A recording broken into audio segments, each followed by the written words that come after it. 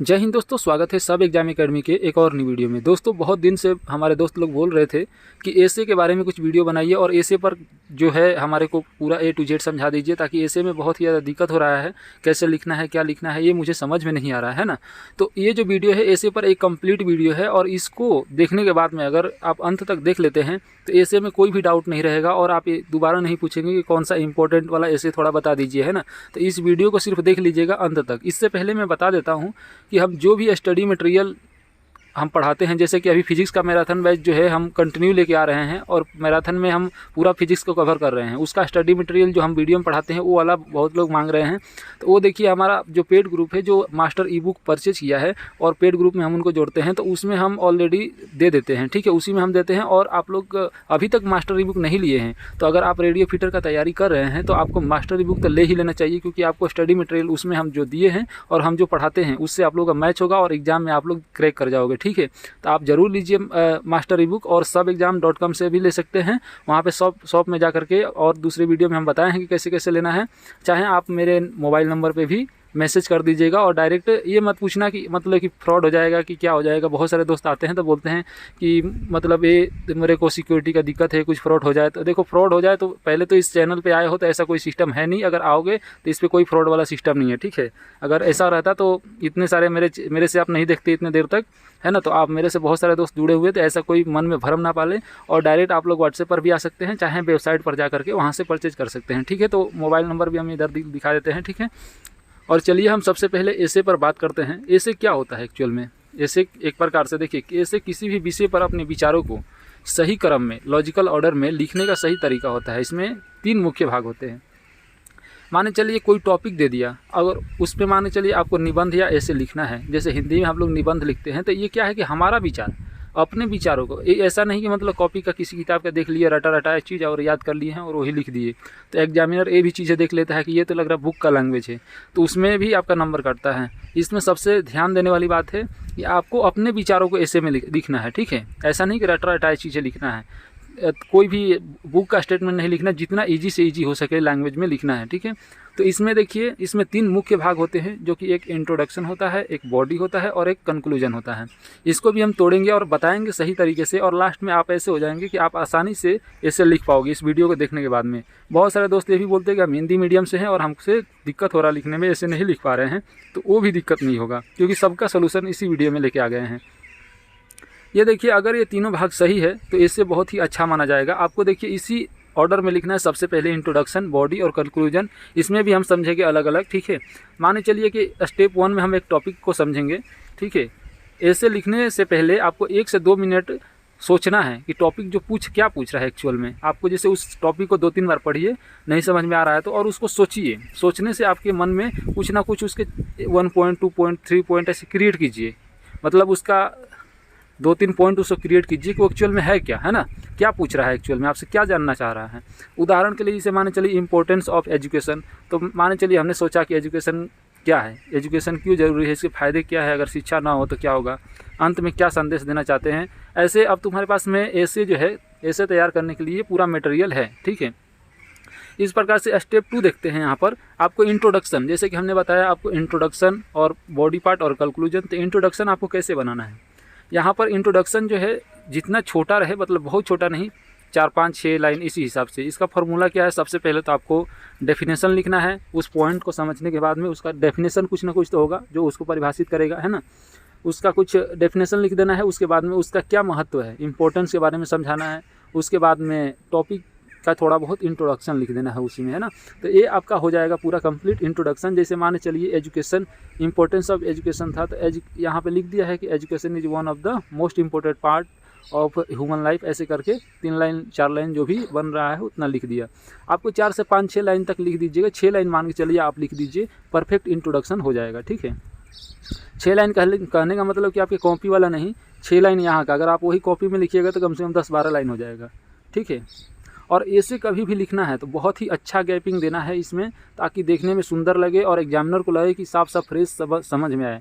तो बहुत ही ज़्यादा थोड़ा गैपिंग देना है, हर वर्ड के बीच में गैपिंग देना है, ताकि एकदम फ्रेश हो। बहुत सटा के बहुत दोस्त लिख देते हैं एकदम एक ही साथ में, जो कि एक वर्ड से दूसरा वर्ड सटा रहता है। तो ऐसा नहीं करना है, कम से कम आपको 1 इंच का गैप तो देना ही देना है। 1 इंच या आधा इंच मान के चलिए, तो गैप दे ही दीजिएगा, ठीक है। 1 इंच तो दे ही दीजिए गैप उसमें, या आधा इंच समझ लीजिए, 1 इंच ज़्यादा हो जाएगा, तो एक वर्ड से दूसरे वर्ड में आधा इंच का गैप आपको ज़रूर देना है। ऐसे हमारा इंट्रोडक्शन तैयार हो जाएगा। अभी तो मैं ऐसा ना मत समझिए कि मतलब इंट्रोडक्शन नहीं तैयार हो गया, अभी फाइनल पॉइंट तो मैं नीचे दूंगा, ठीक है। यहाँ पर बॉडी को देखते हैं, बॉडी कैसे लिखा जाता है। बॉडी जो होता है ना, वो मेन पार्ट होता है, एसे का सबसे बड़ा पार्ट होता है, और इसे छोटे छोटे पैराग्राफों में तोड़ा जाता है, ठीक है। पैराग्राफ 1 जैसे हो गया, तो इसमें हम इंपॉर्टेंस के बारे में समझा देंगे, उसके बाद में हम समझा देंगे उसके पैराग्राफ 2 में बेनिफिट्स क्या है ना, उसके बाद में उसमें प्रॉब्लम्स क्या हो रहा है। तो इस प्रकार से हम इसको समझा सकते हैं। जैसे कि इसमें दिया है कि यहाँ पर importance, education give knowledge, it develop confidence, it teaches discipline, it create awareness, मतलब इसका इंपॉर्टेंस क्या है, यही सब इंपॉर्टेंस बन रहा है। मान चलिए बेनिफिट क्या है, तो इसका मान चलिए एजुकेशन अगर प्राप्त करते हैं तो बेटर जॉब्स मिल सकता है, बेटर लाइफ स्टाइल हो सकती है, इकोनॉमिक ग्रोथ हो सकता है, नेशनल डेवलपमेंट हो सकता है। तो हर चीज़ का कुछ ना कुछ फ़ायदे और नुकसान होता है। यहाँ पर प्रॉब्लम भी देख सकते हैं, lack of education, poverty, unemployment, literacy. उसके बाद में अगर कंक्लूजन पे जाएँ तो कंक्लूजन में पूरा एसे को दोबारा नहीं लिखना है। बहुत ही दोस्त हमारे मिस्टेक करते हैं यहाँ पर कि कंक्लूजन को भी इंट्रोडक्शन या बॉडी पार्ट को भी यहीं पर वही चीज़ें सेम चीज़ें दोहराने लग जाते हैं। यहाँ पर क्या करना है कि अपना ओपिनियन देना है। फाइनल कंक्लूजन का मतलब कि जो भी आपने ऊपर में बताया तो इसका क्या सोल्यूशन है, अगर कुछ दिक्कत है तो उसका सोल्यूशन कुछ ओपिनियन बताइए, ठीक है, कि ऐसा होगा तो ऐसा हो सकता है। जैसे कि दे दिया है इसमें समरी, थोड़ा समरी भी देना है। जैसे कि पूरे ओवरऑल का कंक्लूजन माने चलिए इसमें है, पूरा कोई टॉपिक दे दिया, उस टॉपिक पे उस समरी को पढ़ने से ही पता चल जाए कि पूरे एसे में क्या लिखा है, ठीक है। और उसका थोड़ा कंक्लूजन जो कि हमारा ओपिनियन होता है। उसके बाद में हम देख लेते हैं पैराग्राफ का स्ट्रक्चर क्या होगा। सबसे पहले तो आपको टॉपिक सेंटेंस, हर पैराग्राफ में यही फार्मूला अपनाइए, ठीक है। टॉपिक का सेंटेंस, उसके बाद में एक्सप्लेनेशन और एग्जाम्पल और क्लोजिंग सेंटेंस, ठीक है। तो यहाँ पर सबसे पहले एक टॉपिक, जो टॉपिक है उसका सेंटेंस लगाइए, उसके बाद में कुछ एक्सप्लेन कीजिए उसको, है ना। मान चलिए टॉपिक सेंटेंस से कहने का मतलब क्या है कि हेडिंग, एक प्रकार से हेडिंग देना है, फिर उसका जैसे एक्सप्लेन करना है, एक्सप्लेनेशन लिखना है, उसके बाद में उसका एग्जाम्पल कुछ देना है जिससे कि लंबा हो, है ना। तो एग्जाम्पल देना है और एक क्लोजिंग सेंटेंस उसका ऐड कर देना है फाइनल में। जैसे मान चलिए उदाहरण के लिए, education is important for everyone. जैसे कि इसका हमारा जो है टॉपिक जो है हेडिंग टॉपिक हो गया एक प्रकार से। यहाँ पर देखिए टॉपिक का सेंटेंस हो गया जो कि टॉपिक से मैच हो रहा है, और उसके बाद में इसको एक्सप्लेन किया, उसके बाद में फॉर एग्जांपल लगा दिया और ऐसे उसके बाद में क्लोजिंग सेंटेंस दे दिया, education is essential for the better future. ऐसे लिखते टाइम कौन से लिंकिंग वर्ड इस्तेमाल करते हैं ये देख लीजिए। ये वर्ड ऐसे को प्रोफेशनल बनाते हैं। देखिए इसको याद रखना है, हमेशा इसको याद ही कर लेना है, एक प्रकार से रट लेना है। जैसे शुरुआत में फर्स्ट में अगर लिख रहे हैं, जैसे इंट्रोडक्शन वगैरह में हम इस्तेमाल करते हैं इसको ज़्यादातर, चाहे किसी भी पैराग्राफ में हम इसको इस्तेमाल करते हैं। जैसे फर्स्ट में कुछ लिख रहे हैं तो सबसे पहले अगर बोलना चाहेंगे कि सबसे पहले तो ये पॉइंट ऐसे करके तो कर सकते हैं कि फर्स्टली या to begin with, at first, Navodaya, ठीक है। ये सब वर्ड जो है आपको रट लेना है और इसको याद रखना है, ताकि आपको सेंटेंस शुरू में इन टुडे वर्ल्ड्स ऐसे करके पहला जब सेंटेंस बनता है उसमें, अब मान चलिए दूसरा पॉइंट अगर उसमें बताना चाहते हैं तो secondly, moreover, furthermore, in addition, besides, ऐसे करके आपको देख लेना है। उसके बाद में अगर एग्जाम्पल देना चाहते हैं किसी चीज़ का तो for example, for instance, such as, contrast, however, on the other hand, all the nevertheless, ऐसे करके, या conclusion, finally, in conclusion, to sum up, ऐसे करके आपको याद रखना है। ओवरऑल, देयरफॉर, इस फाइनल जैसे कंक्लूजन में अगर किसी पॉइंट पे दे रहे हैं तो ये फर्स्ट में इसको यूज किया जाता है, जो कि मतलब ये सेंटेंस को एक दूसरे से कनेक्ट करता है। यहाँ पर देखिए कॉमन सेंटेंस बैंक, अगर ऐसे जो कि हम कुछ कॉमन सेंटेंस बैंक दे रहे हैं जो कि हर ऐसे में, चाहे कोई भी ऐसे हो, किसी भी टॉपिक पे पूछ दे, तो ये जो ऐसे है ना, आपको ये सेंटेंस को आपको याद ही रखना है। 2-3 बार लिख करके प्रैक्टिस कर लीजिएगा तो ये याद हो जाएगा ऑटोमेटिक। जैसे कि every person has an important role in society, this issue affect million of people, है ना, it is necessary to create awareness, ऐसे करके ये कुछ वर्ड्स होते हैं, आज जो भी ऐसे रहेगा उसमें फिट आ जाएगा, ठीक है। तो इस हिसाब से आप लोग पढ़ लीजिए इसको। जैसे modern technology has change our lives, तो यहाँ पर वोकैबुलरी बढ़ाने की कोई ज़रूरत नहीं है, जितना आपके पास में है उसी के हिसाब से आपको लिखना है, ठीक है। एग्जामिनर आपका जो है ना ग्रामर्स देखता है, तो थोड़ा ग्रामर्स को, जैसे ईच, एम, आर कहाँ लगाना है, हैज है, बीन कहाँ लगाना है, ये सारी चीज़ों को आपको ज़रूर ध्यान रखना है, क्योंकि ग्रामर ज़रूर चेक होता है ऐसे में, और इसी से आपको पता चलता है। ऐसे एक ऐसा चीज़ है जिससे आपका ओवरऑल इंग्लिश का पता करता है। कि आप कितना लिख सकते हैं, कितना अच्छे से बना सकते हैं किसी टॉपिक पे, कुछ भी लिख सकते हैं कैसे। इसको अच्छे से ऑर्गेनाइज करना है और आपकी क्लैरिटी रहना चाहिए। आप बहुत सारा मतलब हार्ड वर्ड लिख देते हैं, ऐसे नहीं करना है गलती आपको कि हार्ड वर्ड लिख देना है। आसान वर्ड लिखना है बिल्कुल, जो समझ में आए, आपको भी समझ में आए और एग्जामिनर को भी समझ में आना चाहिए। सिंपल इंग्लिश ज़्यादा इफेक्टिव होती है और डिफ़िकल्ट नहीं लिखना है आप लोगों को, ठीक है। जैसे माने चलिए ये डिफ़िकल्ट, यहाँ पर देखिए सबसे पहले तो इसमें हार्ड आपको यूज नहीं करना है। ग्रामर की सबसे कॉमन मिस्टेक जो होता है, जैसे माने चलिए कि ही गो टू अ स्कूल, लेकिन सही आपको लिखना है he goes to a school. मतलब एक एक पॉइंट को आपको देखना है, टेंस को वहाँ पर फॉलो करना है हमेशा। टेंस आप पढ़ लीजिएगा यूट्यूब से, यहाँ पर टेंस बनाने में यहाँ पर कभी भी गलती मत कीजिएगा। थोड़ा बहुत तो चलेगा अगर हार्ड हो तो, लेकिन सिंपल सेंटेंस में तो आपको बिल्कुल सही लिखना है, ठीक है। जैसे पीपल इज हैप्पी ऐसे करके, ठीक है ना। माने चलिए पीपल इज हैप्पी नहीं होता क्योंकि पीपल तो प्लुरल है, तो ये इसके साथ में आर ही आएगा। तो इस हिसाब से आपको छोटा मोटा गलती को ध्यान रखना है। उसके बाद में माने चलिए कि ये तो 250 वर्ड है, लेकिन 250 वर्ड कहने से हम लोग सोच लेते हैं कि बहुत ज़्यादा छोटा होगा।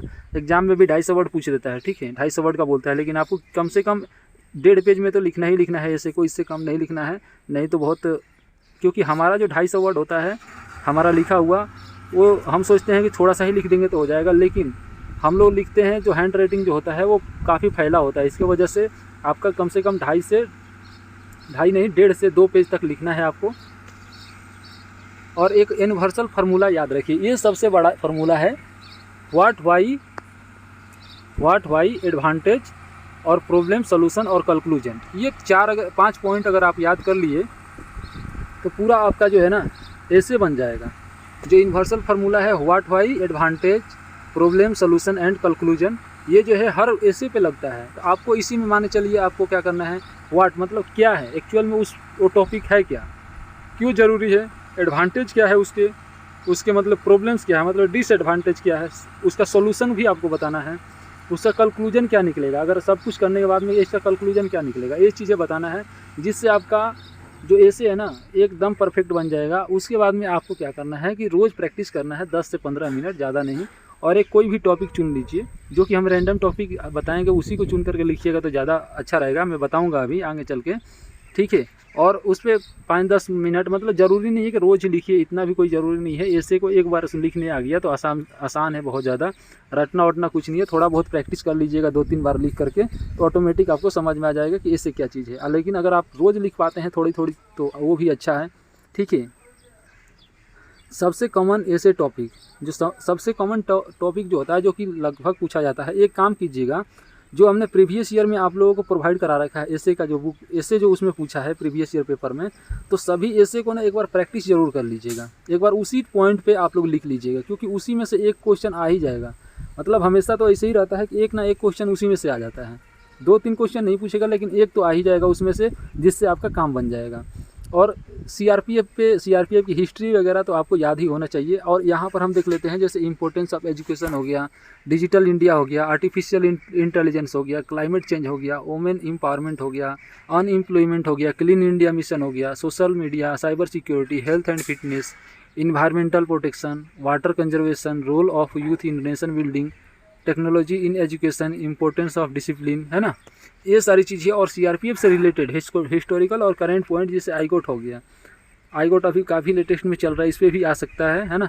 योगा हो गया, साइबर फ्रॉड हो गया, साइबर सिक्योरिटी हो गया, नक्सलवाद, इंटरनल सिक्योरिटी हो गया, है ना, लॉ एंड ऑर्डर, जो कि सीआरपीएफ की जो ड्यूटियाँ हैं। सीआरपीएफ का एक प्रकार से एक हिस्ट्री याद कर लीजिएगा कि कब ये हुआ था, इस्टेब्लिश कब हुआ था, इसका कौन कौन से काम है, कौन कौन से अचीवमेंट है। कुछ एग्जांपल्स ले लीजिएगा, कुछ ऑपरेशनल एग्जांपल्स ले लीजिएगा, ताकि आपको ऐसे बनाने में बहुत ही ज़्यादा इजी रहे, ठीक है।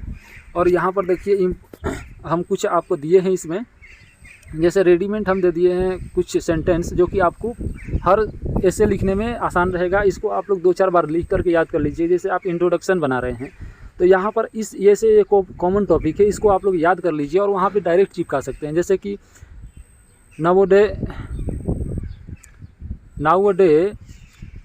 This is one of the most important issue in the world, है ना।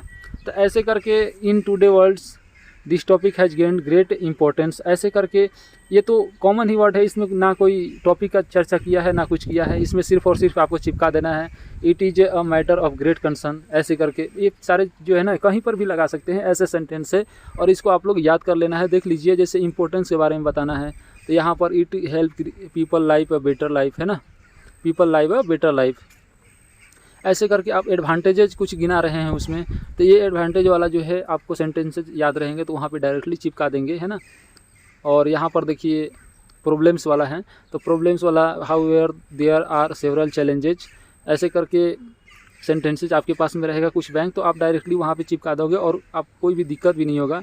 और सॉल्यूशंस में आप देख लेते हैं the government should take effective step, public awareness campaign should be organised, ऐसे करके है ना। ओपिनियन देना है तो in my opinion this is the best way forward, ऐसे करके आपको देख लेना है। और यहाँ पर लास्ट में कंक्लूजन के लिए भी आपको कुछ सेंटेंसेज हमने दे दिए, इसको एक बार रट लीजिएगा, एक बार प्रैक्टिस कर लीजिएगा ना। रटने का मतलब कि 2 बार लिखिएगा ऑटोमेटिक याद हो जाएगा, और आप पढ़िएगा इसको कितना बार भी ये याद ही नहीं होगा, तो इसको आपको लिख के ज़्यादातर प्रेफरेंस देना है। जब भी लिख के प्रैक्टिस कीजिएगा ना तो ऑटोमेटिक याद हो जाता है, और बहुत बड़ा तोप नहीं है।